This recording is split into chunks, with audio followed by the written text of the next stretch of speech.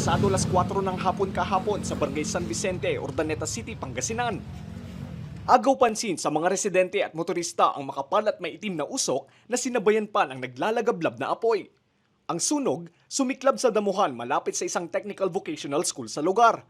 Ayon sa Bureau of Fire Protection, nagmula ang apoy sa isang grass fire na kumalat hanggang sa madamay ang mga nakaimbak na lumang gulong. Base rin sa investigasyon ng BFP, isang bystander ang nagtapon ng upos ng sigarilyo na dahilan ng grass fire. Umabot ng 20 minutos ang pag-apula sa apoy. Wala namang nadamay na infrastruktura at nasugatan sa insidente. Tinatayang nasa 6,000 pesos ang halaga ng pinsala ng sunog.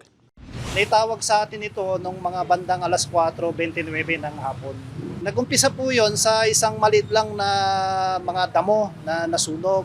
And then gumapang hanggang maabot yung mga nakatambak at naka-stack doon na mga lumang gulong ng sasakyan. So nung inabot yun, siyempre sa dami nun, kaya lumaki hanggang makapal, maitim yung usok. Kaya ang notion ng iba, ang laki ng sunog. Pero actually ang nasusunog lang ay yung mga lumang gulong and then mga basura at mga damo. Sa mga katabing mga establishment, since vacant lot naman yun, wala namang mga nadamay, wala naman. At saka wala naman nasaktan na tao. 3 po yung nagresponde na fire truck po natin dito sa Urdaneta. Klinaro naman ng pamunuan ng eskwelahan na hindi nila pagmamay-ari ang mga nasunog na mga gulong.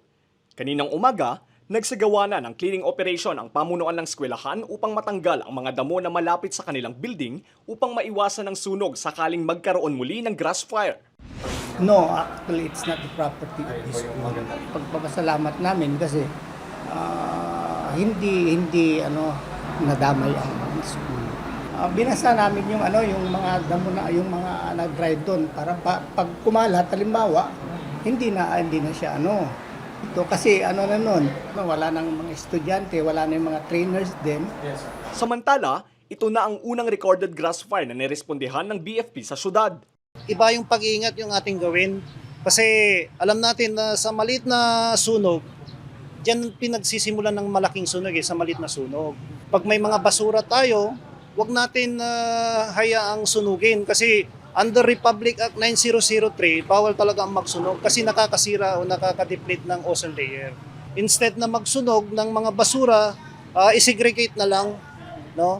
And then i-practice din natin yung pagko-compose ng mga basura. And then yung mga bagay na magagamit pa, ibenta natin.